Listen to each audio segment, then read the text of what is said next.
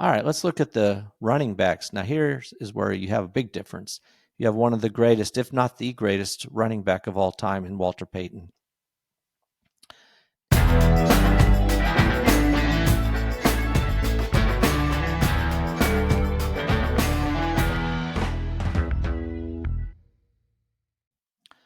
Welcome to Just the Stats NFL, the show that covers the NFL statistical leaders from the all-time greats to the current players leading the NFL. I'm Ernie Jennings, your host, and today we're going to look at another team from the NFC, specifically the Chicago Bears of the NFC North. This is the last place team for that division, and we'll also take a look at the end of this as we wrap up the Chicago Bears. We'll take a look at who do we think is going to end up in first place all the way to fourth place. So we'll take a look at that at the end of this episode. All right, well, let's get started with the Chicago Bears. Interesting team in some ways. A lot of hope was in Caleb Williams, but the team ended up finishing the season with a record of 5 wins and 12 losses. What's really interesting about that was that the team started out 4 wins and 2 losses and ended up with only one more win the entire season, which they got the last game of the season. So they ended up at 5-12. At home, they were 4-5, not too bad. On the road, 1-7, and in the division, 1-5. So they were 4-2, like I said. They had a bye week, and after the bye week, they didn't win another game until they beat the Packers at the end of the season. So it was a complete collapse, and we'll look at the stats to see why that was. So how do the Bears of 2024 compare to the greatest Bears of all time and to the greatest players in the NFL? Well, that's what we're going to find out right now on this episode of Just the Stats. All right, so we'll start with one of the all-time greatest coaches of all time. George Halas was the very first coach of the Chicago Bears and was coached the Bears for 47 years. That's an incredible long time. But the Bears started one of the very first teams. They started in 1920, and George Halas was the coach until 1967. He ended up with 318 wins, 6 championships, so quite a coach. Ended up with a 68% winning percentage, which is very good as well. With 318 wins, George Halas is the all-time winningest coach in the NFL. Don Shula finally passed him.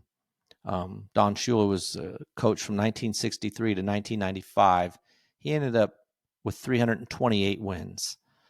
So quite a coach. There's only 3 coaches when you throw in Bill Belichick with 302 wins. Only 3 coaches with more than 300 wins. Andy Reid is coming up quickly, so he could be the next one if he hangs in there. But George Halas, among those 3, had the best winning percentage. So quite a coach.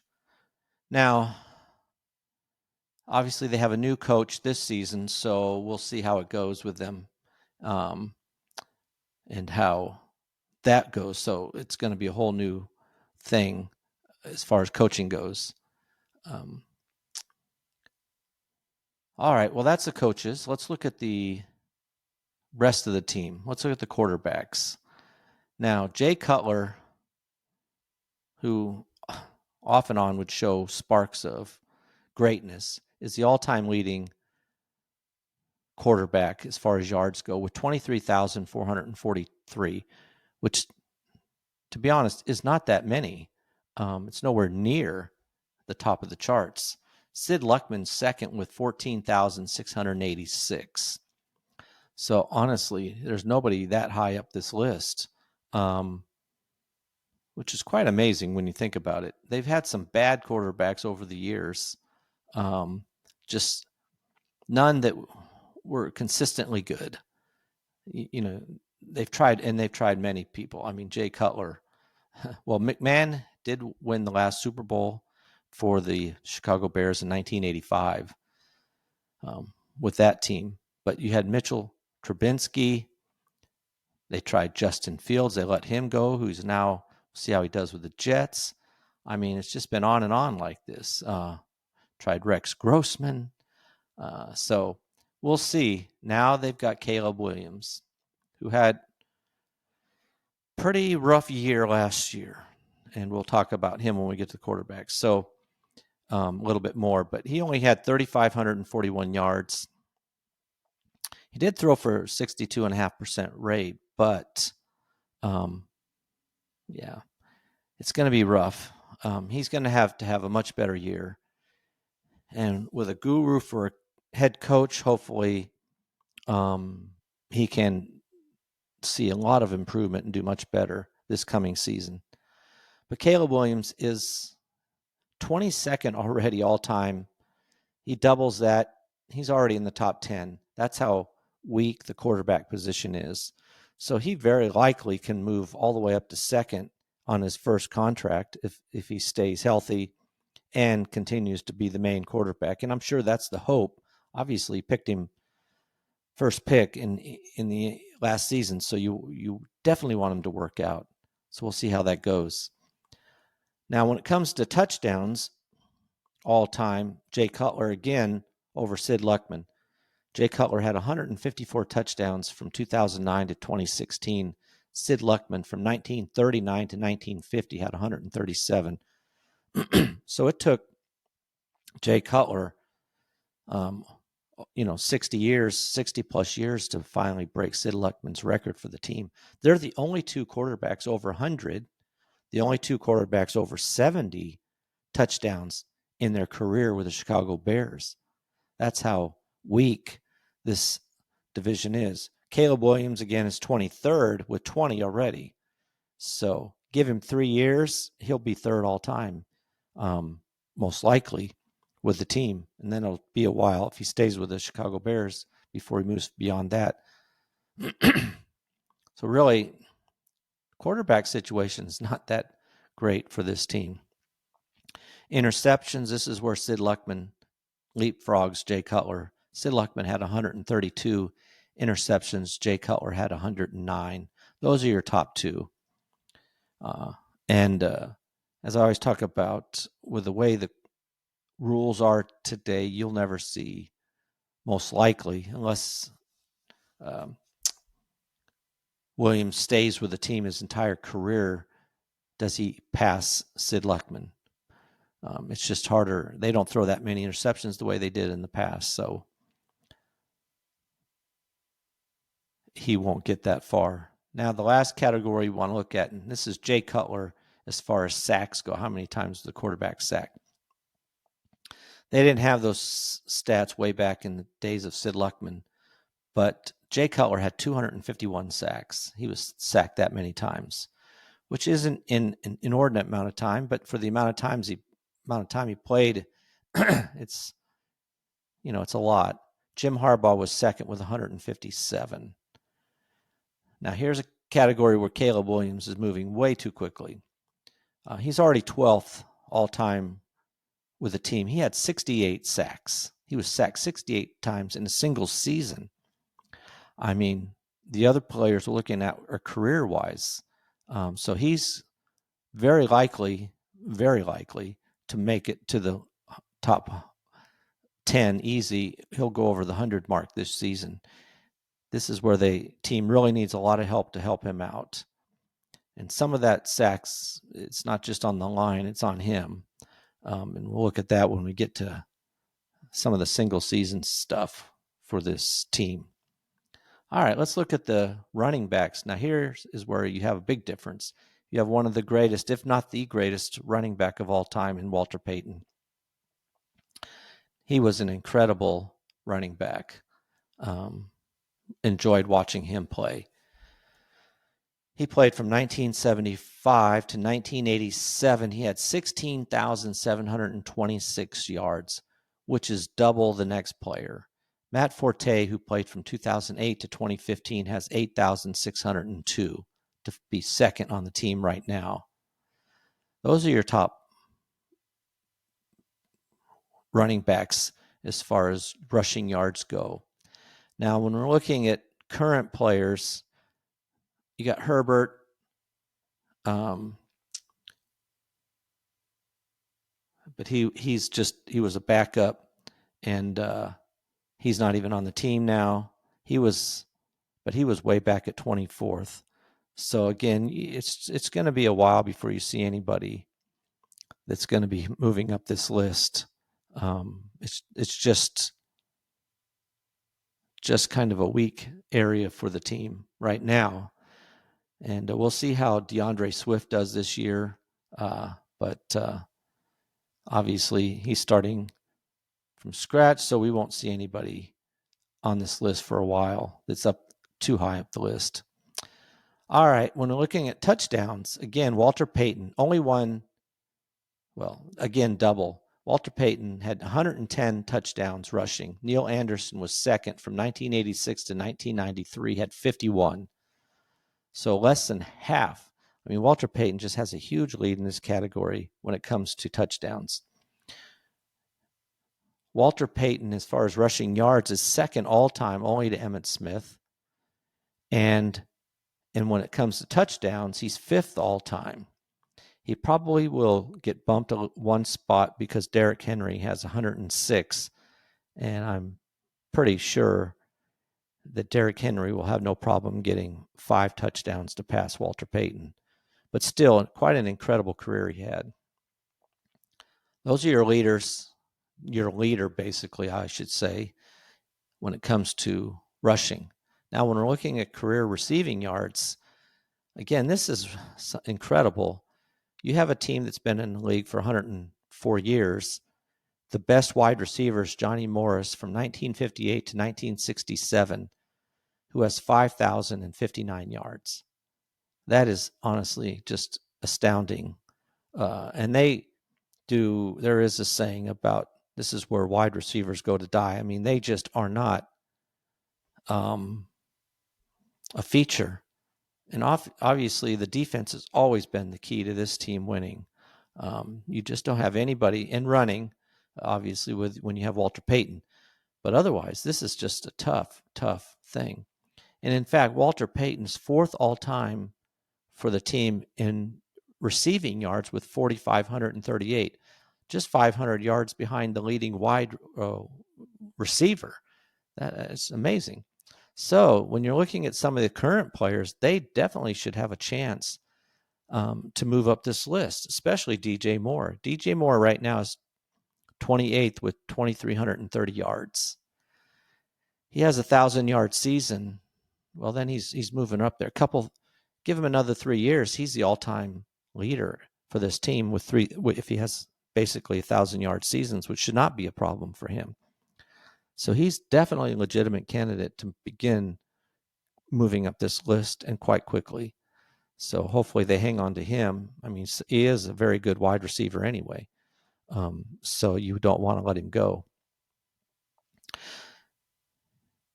Mike Ditka, who was the coach that won the last Super Bowl in 1985 for the Chicago Bears, is also the leading tight end in receiving all time for the Chicago Bears. He had 4,503 yards. He's fifth all time as far as receivers go. So those are your receivers when it comes to yards. And again, they're nowhere near the list of looking at all-time players in the NFL. And again, here it is, Walter Payton. When it comes to actual receptions, Walter Payton is the leading receiver coming out of the backfield with 492 receptions in his career. The second person is another running back, Matt Forte, with 487. Those are your top two. In fact, they're the only two over 400 receptions. So they have a huge lead. Now, again, I don't think it's going to take too long before you see some of these, like DJ Moore, move up this list. He already has 194. So give him a few more years, 3 more years, and he should top this list. He gets another 100 receptions this season. he's already in the top 10. So there's only 8 players that have 300 or more receptions. So he'll be definitely up there.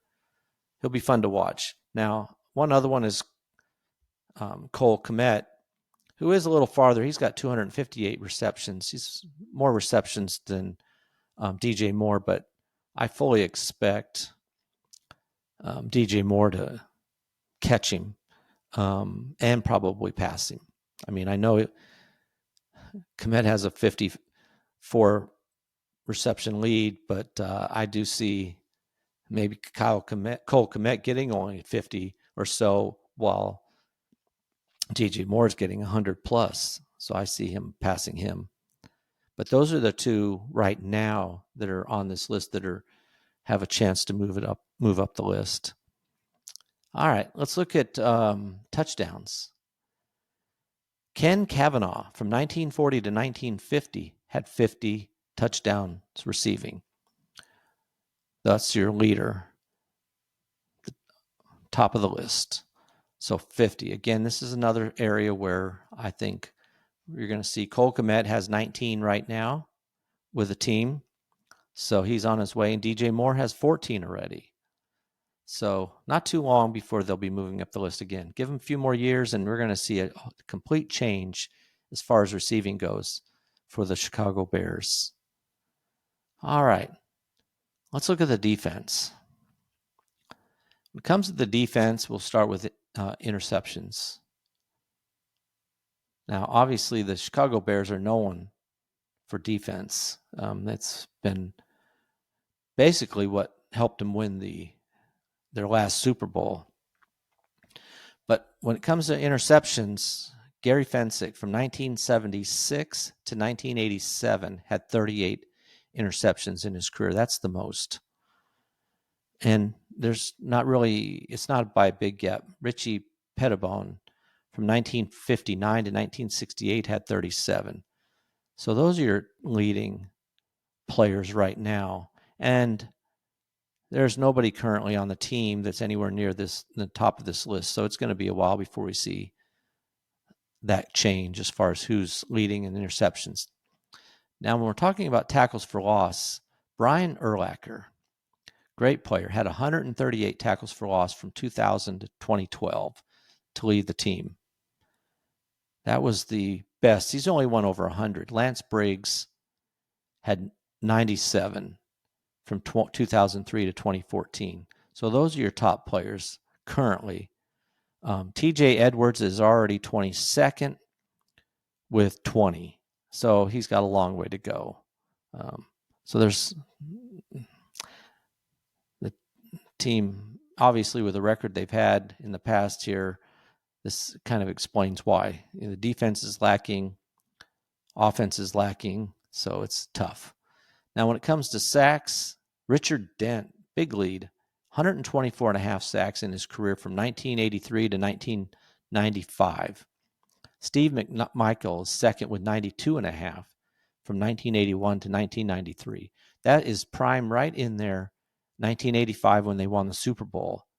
I mean, the top three players, Richard Dent, Steve McMichael, and Dan Hampton, who had 82 sacks, all played in that 1985 season. So you had three really terrific defenders all playing. Richard Dent was incredible. If you ever get the chance to look at his eyes when he's looking into the backfield, it's a scary, scary sight. All right. That is the offense and the defense on career stats. Let's look at the seasonal stats now. So again, like I said, you just don't have anybody that's fantastic. This is the first team that I can think of, and probably maybe the only team that does not have a quarterback that's thrown for over 4,000 yards at least one time. I can't think of another team that has no quarterback in a single season that hasn't thrown over the 4,000 yard mark. But 1995, Eric Kramer threw for 3,838 yards to lead the team for the Chicago Bears as all time in a single season category.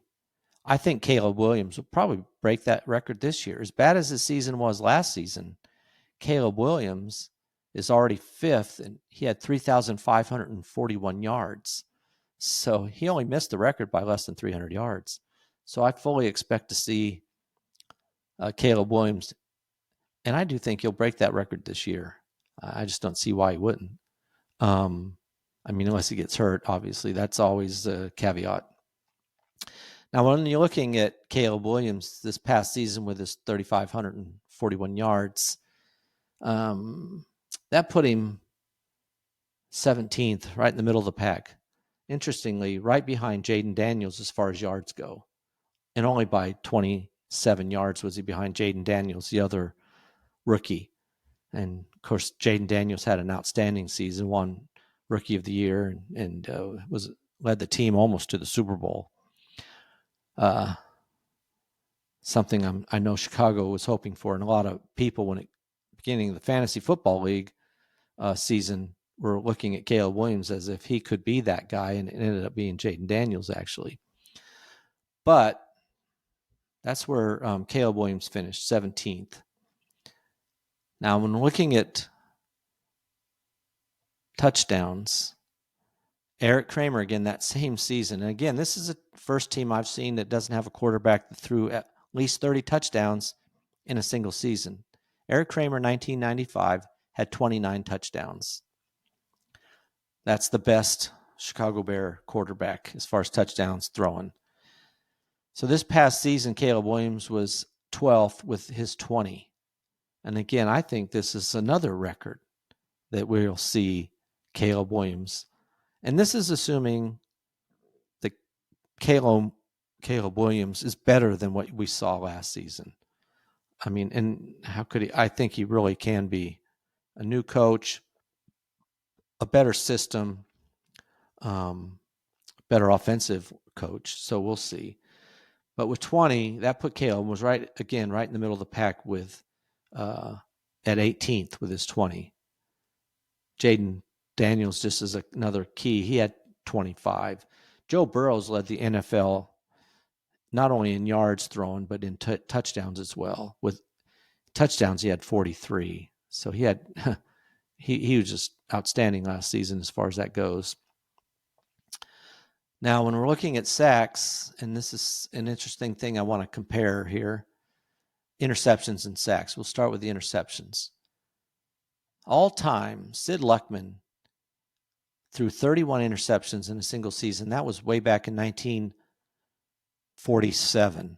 That's been the record since then, and it probably will remain the record. I don't think you'll ever see a quarterback currently playing that's going to throw more than 31 interceptions. Jay Cutler actually came close in 2009. Not really close, but semi. He's second, but he had 26. So that's the best, or I should probably rather say the worst as far as interceptions go. Caleb Williams only had 6 interceptions, and this is where I want to say is part of the problem. 6 interceptions seems good, and it really is not bad. But part of the reason he might have had 6 and only 6 was he did not throw the ball if he didn't feel a player was open, which led to him leading the NFL by a long ways in sacks. He was sacked 68 times. That's horrendous. He just was not getting rid of the ball. You can't blame all those sacks on the line either.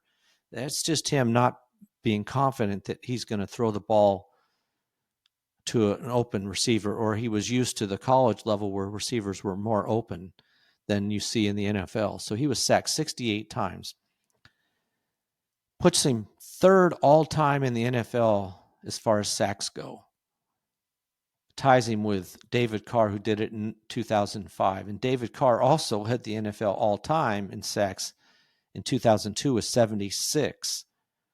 So Caleb Williams is in the wrong company when it comes to sacks. And in fact, he crushed the record that was held 2 years earlier by Justin Fields in 2022 when he was sacked 55 times, an incredible amount as well, but he crushed it with 68 sacks.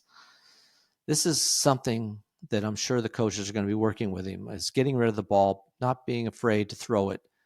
into a crowd. DJ Moore can catch the ball, no matter who's defending him. So we'll see. I think we'll see a huge improvement. He might get more interceptions. Most likely he will. But I see him getting more touchdowns and a lot fewer sacks, just dumping the ball off or whatever he needs to do to improve in that area. But like I said, he led the NFL in sacks. It was horrendous. I mean, the next one was C.J. Stroud, who had 52. Caleb Williams, 68. C.J. Stroud, 62. So this is an area where you'll see, I think, a lot of improvement. All right, when looking at running backs, well, it's DeAndre Swift. Led the team with 959 yards. That total put him at 37th all-time on the team. Now, Walter Payton, like I said, great player, holds the top 8 spots. The worst of those top 8 was 1,390 yards. The best was in 1977 when he had 1,852 yards. That was his best. By quite a bit, really. His second best was in 1984. He had 1,684 yards. But what a model of consistency. I mean, from 76, he had 1,390. He had the huge year in 77. 78, he had almost 1,400. 79, he had 1,600. 80, he had 1,460. I mean, that's incredible. 81, he only had 1,222. So it was pretty impressive, the record he holds there. This is the best player, offensive player on the Chicago Bears by far. I mean, you do have Gale Sayers, who was also a great player. It's the longevity. Walter Payton was also just an amazing player. But Gale Sayers, he was fun to watch if you can watch him in some film from the past. But all right, so with 1,852, that was the best that the Chicago Bears had. So DeAndre Swift is 959 yards. In the NFL, that was quite a ways back. Saquon Barkley had 2005. But with 959, DeAndre Swift is 18th. So we should see an improvement from DeAndre Swift this season, I think. He had 42 receptions last season, DeAndre Swift. So that's something to watch this season. All right. Caleb Williams sacked 68 times, but he did rush for 489 yards. So you can see he was running around a lot. Got sacked a lot before he could get across the line. So it was DeAndre Swift and Caleb Williams. Rashawn Johnson had 150 yards. That's your third best running back, 150 yards. That's terrible. I mean, you have players getting that in a single game. So they definitely need to see an improvement in the running game here. And it shouldn't be by Caleb Williams. It's got to be Swift. Obviously, Swift is really the only legitimate running back they've got on this team. So could see a big year out of him, maybe. All right. When it comes to rushing TDs, 3 players with 14 in a single season. Walter Payton did it twice, 1977, 1979, and Gale Sayers in 1965 also had 14. So those are your top players as far as rushing touchdowns. This past season,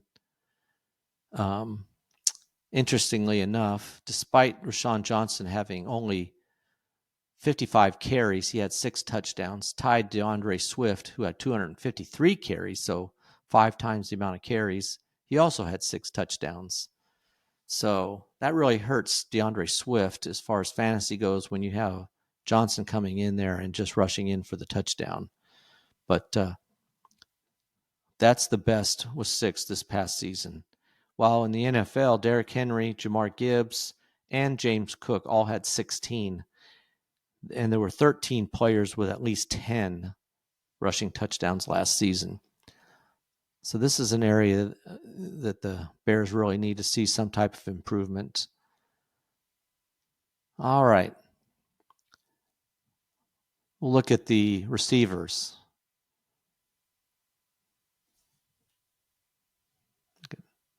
Get the right chart up here. Brandon Marshall in 2012 had 118 receptions. That is good. The next one in the tied with Allen Robinson, who did it in 2020, had 102, was the running back Matt Forte, who had 102 as well in 2014. So you had a running back, again, one of the leading receivers. As far as tight ends go, Martellus Bennett in 2014 had 90. That was your best. Cole Kmet, his best was in 2023 at 73. So we'll see how that goes.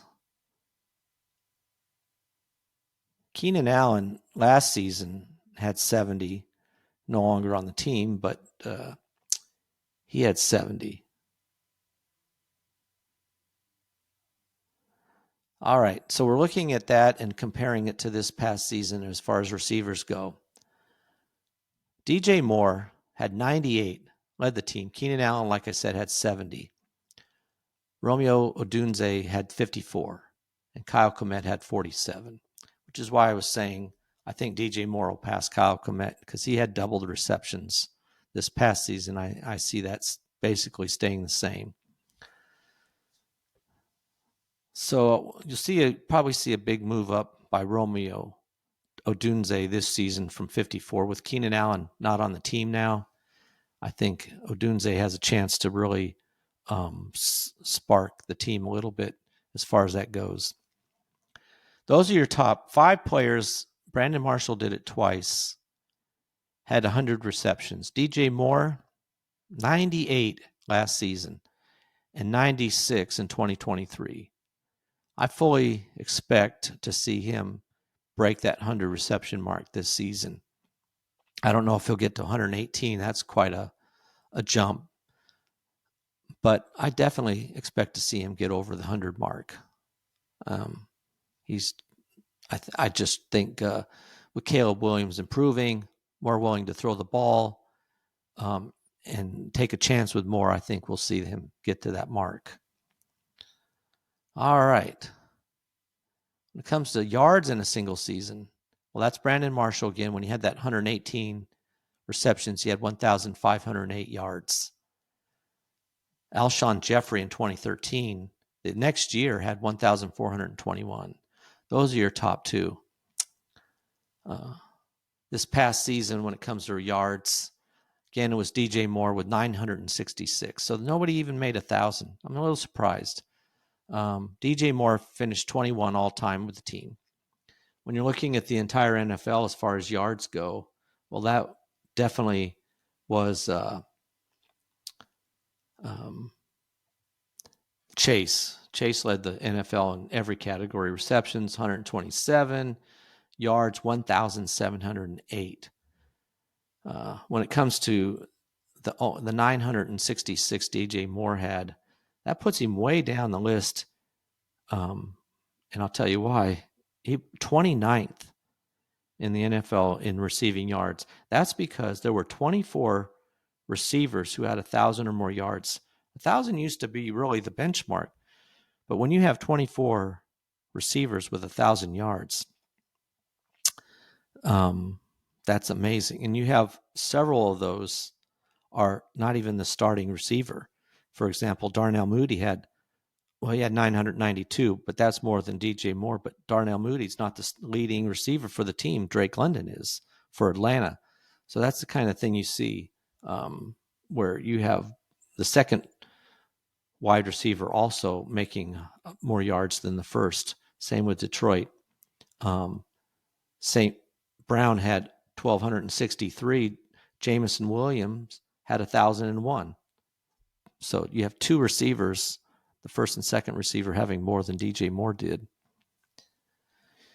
Like I said, DJ Moore had 966 for the team. Keenan Allen had 744, and Romeo Odunze had 734. So right behind him. Had a much better receiving yards per reception Odunze did than either Moore or Allen with a 13.6. So it'll be interesting to see who leads up the team this year. Now, when it came to touchdowns in a single season, well, there's two again, long time ago. Ken Kavanaugh, 1947, and Dick Gordon in 1970 had 13 touchdown receptions. That's the best. So this is a record was set in 47 initially and then tied in 1970. So it's been a record for 77 years, and it still has not been broken. Brandon Marshall in 2013 had 12. That's the closest anybody's come. So, long way to go. Keenan Allen this past season had 7. He's not on the team. So DJ Moore, who had 6. So maybe we'll see DJ Moore with a chance to move up this list. Cole Kmet as the tight end had 4. Those are your top players. And then I should finish it off because Rome Odunze had 3, and that's it. Those are the only 4 players to catch a touchdown. There was only 20 touchdown passes to begin with. Jamar Chase had 17 touchdowns by himself last season to lead the NFL. So pretty impressive.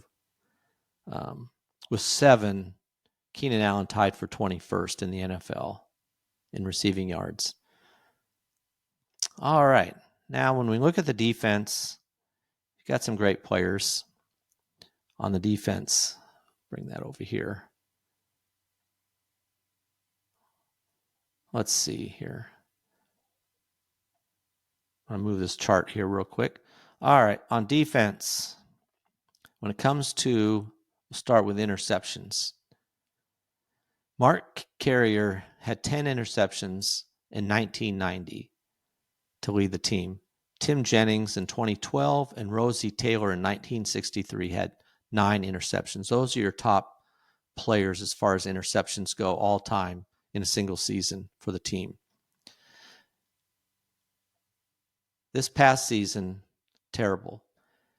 Jalen Johnson and Tyreek Stevenson had 2 apiece. Those 2 players led the team in interceptions. And then you had 7 players with 1. That was it. So 2 players with 2, and that led the team with interceptions. Not impressive at all. When it comes to the NFL this past season,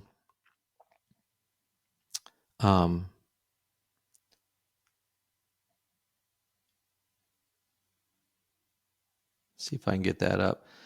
Kirby Joseph for Detroit had 9, and Xavier McKinney for Green Bay had 8. So, right in their own division. This is another area, obviously, when you have a team that only won 5 games and they collapsed in the whole second half, you can kind of see why. Defense was lacking, offense was lacking. So, a lot of room for improvement. Hopefully, a new coaching staff will make that big change. When it comes to tackles for loss, TJ Edwards had 12, only player with more than 10. Montez Sweat had 9. That's the best as far as tackles for loss go, which isn't anywhere near the record. Brian Urlacher in 2002 and Alex Brown in 2008 had 19, so quite a bit more. An area, again, where the team is lacking when you only have 12. This past season, as far as tackles for loss go, Myles Garrett had 22. Trey Hendrickson and TJ Watt both had 19. And with 12, TJ Edwards was 23rd in the NFL. So quite a ways down the list. Now, when it comes to sacks, again, this is just really rough as far as the team. They're not getting any pressure on the quarterbacks of the other team. Sacks, Montez Sweat had 5.5 sacks to lead the team. 5.5. You're just not going to win that way. Robert Quinn in 2021, not that long ago, had 18.5. Broke the record that Richard Dent had set in 1984 when he had 17.5. So Robert Quinn was able to beat that record by 1 sack. Sweat had, like I said, 5.5, and Gervin Dexter had 5 to lead the team. That's the best in that department. Trey Hendrickson had 17.5. When you have only 5.5 as your leader, that puts you down, all the way down. I'm having to go way down this chart to see it, down in the 40s. So that's how far down you have to go to see 5.5 sacks. I want to get it exactly. I'm looking here real quick. Sorry about the delay. I can't even find him. He's so far down this list. It's how bad it was as far as sacks go. 63. 63 was where 63rd position in the NFL last season was Montez Sweat with 5.5, and that led the Bears. So very weak area for this team. So that's a look at the Chicago Bears. A rough season for sure. An area where they have a lot of room for improvement. Now, when it comes to their team, as far as not only their team, but this division, the NFC North, and how they're going to finish out for this 2025 year. Well, we'll start with the Bears. They're still going to finish last. I just don't see them passing the Lions, the Vikings, or the Packers. Despite the fact that I do think they'll improve, they're in such a tough division. I just don't see them. I don't even know if they'll get to 500. I do see a good chance that they improve over the 5 wins. And even if it's only by a win or 2, I think you'll see a team that looks better overall. But we'll see. Now, what comes tough is Lions, the Vikings, and the Packers. Who finishes first, second, and third? One of the things you find in the NFL every season are teams that make the playoffs that don't make it the next year. There's always teams that drop out, at least 4 to 6 every year. Teams you would expect, wow, they had a good season last year. You expect them to make the postseason the next year, and they don't. Now, when it comes to the Lions, the Vikings, and the Packers, I still think, despite the fact that the Lions have a very difficult schedule, I still think they're going to finish first.